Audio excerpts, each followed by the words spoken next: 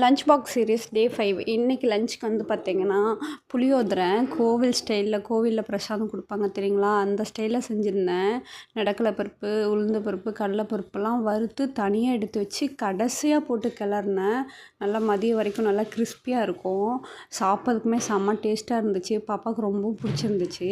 அதுக்கு காம்பினேஷனாக வந்து பார்த்திங்கன்னா தொட்டுக்க வந்து பொரியல் செஞ்சுருந்தேன். உருளைக்கிழங்கு பொரியல்.